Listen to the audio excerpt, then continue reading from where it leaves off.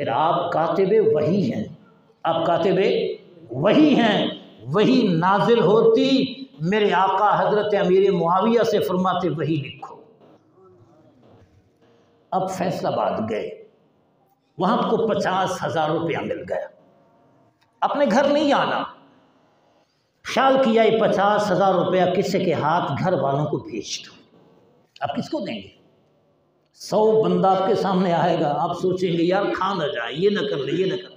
50,000 کے لیے، 10,000 کے لیے، 5,000 کے لیے آپ اعتماد کا بندہ تلاش کریں تو نہیں ملتا۔ اس دور میں قربان ذات مصطفیٰ کریم پر کہ جب وہی لکھنے کی باری آ گئی، حضور کو اتنا اعتماد تھا کہ حضرت معاویہ کو حکم دیا، جبریل لاتے رہے، حضور پہ نازل کرتے رہے، حضور حضرت معاویہ کو بتاتے رہے، وہ قرآن لکھتے رہے۔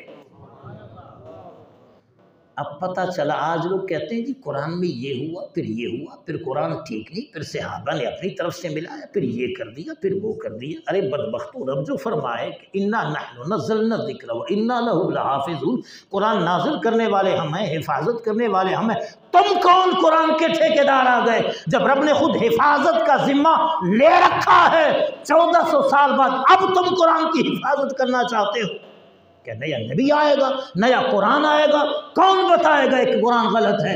غلط بات ہے۔ میرے آقا نے جناب امیر معاویہ کا قرآن لکھنے کے لیے انتخاب کیا۔